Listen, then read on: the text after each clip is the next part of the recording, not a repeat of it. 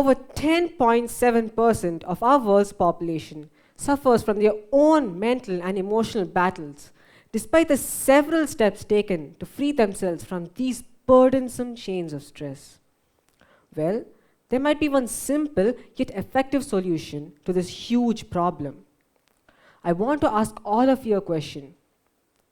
Do you think that everybody around us goes to a doctor and takes prescribed treatment in order to help cure their mental illness?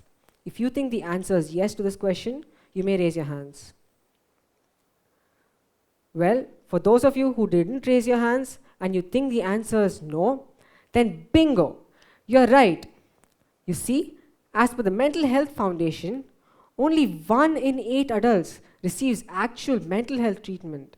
And in that, only 10.4% of them receives medication, while only 3% of them receives psychological therapy. Now, that's where music comes into the picture. Music therapy is a clinical and evidence-based use of music intervention in a therapeutic relationship to help achieve individualized goals. It is proven that while playing an instrument, all the important parts of our brain are being activated. As you stand in front of the piano, ready to play one of the most melodic pieces composed by Ludwig van Beethoven, known as the Für Elise, your brain goes through a jovial gym session.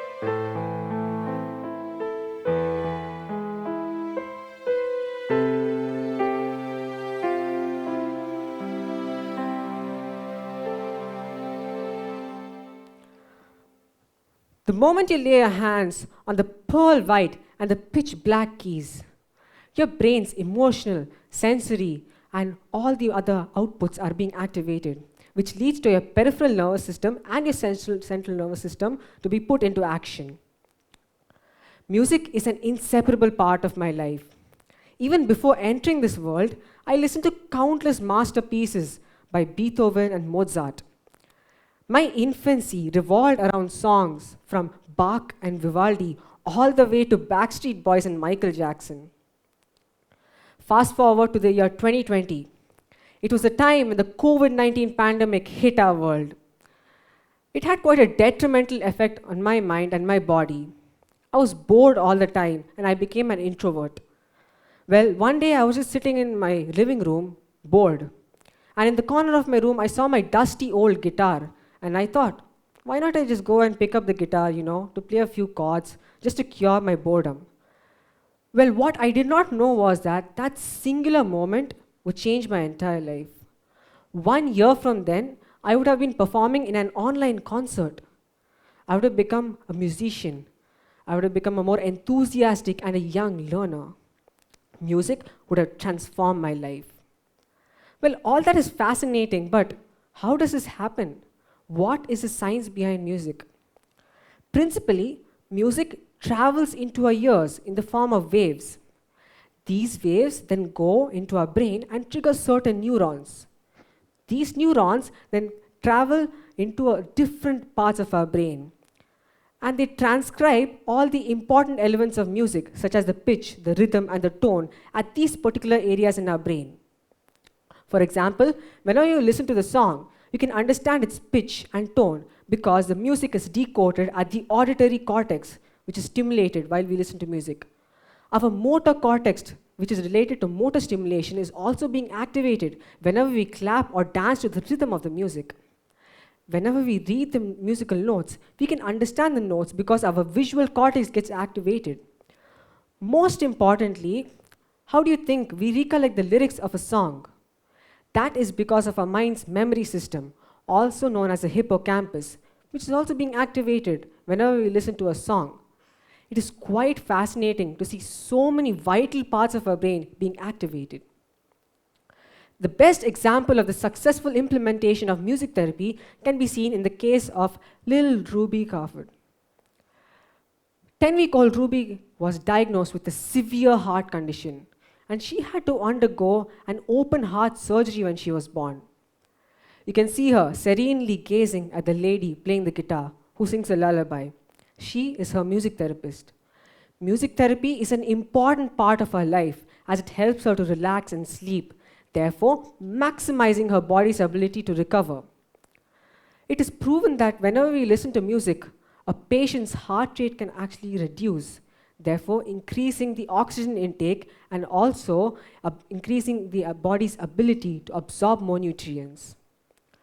Ruby has to gain weight for several surgeries in the future, and through these little milestones of her being able to relax and her body being able to absorb more nutrients, she slowly gains weight.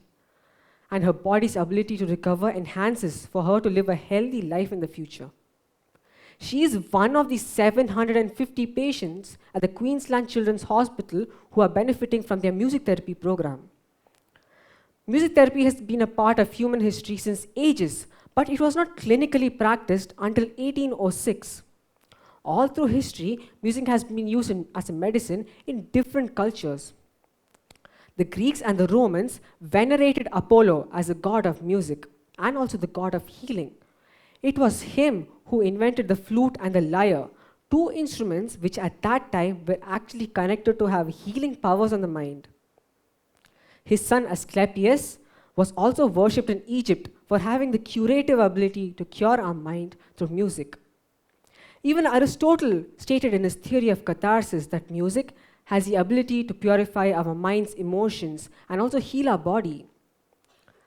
Music therapy was majorly practiced during the First and the Second World War, namely in the 19th and the 20th century, when war troops and war veterans returned to their homes with post-traumatic stress disorders and various other physical disabilities.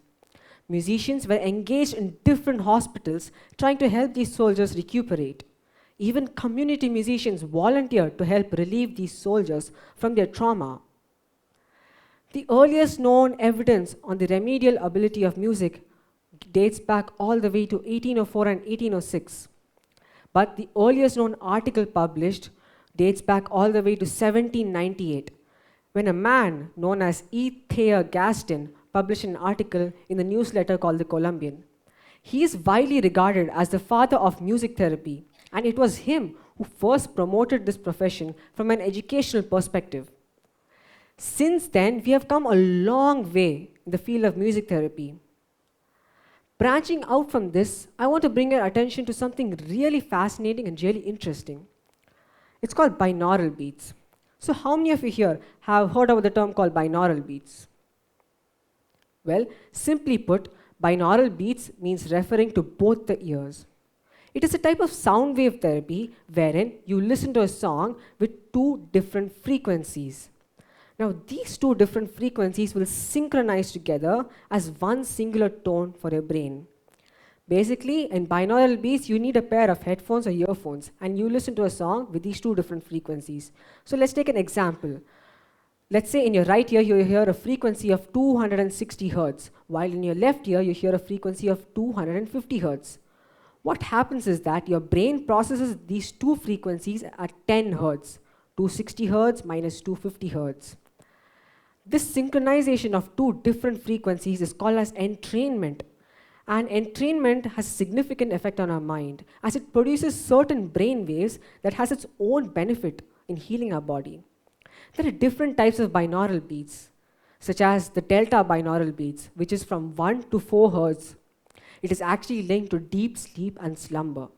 The binaural beats at the theta range, which is from 4 to 8 hertz, is actually linked to relaxation and greater creative states. Binaural beats of 40 hertz were actually proven to be beneficial in learning and grasping new concepts, as a study by Healthline stated. Binaural beats appears to be a powerful weapon to combat anxiety, tension, and negative mental states in our modern world. I find it perfect to quote Macklemore. Music is therapy. It connects people. It moves people in ways no other medium can. It acts as a medicine. The cognitive impacts of music is a testament to the power and the magic of music. While playing an instrument, we go into a completely different hemisphere. Music isn't just learning a few notes. It is a therapy that is in fact available to everyone and anyone without any financial or social restrictions. And it works. So, what is stopping you all from picking up an instrument and learning music to transform your lives? Thank you for listening.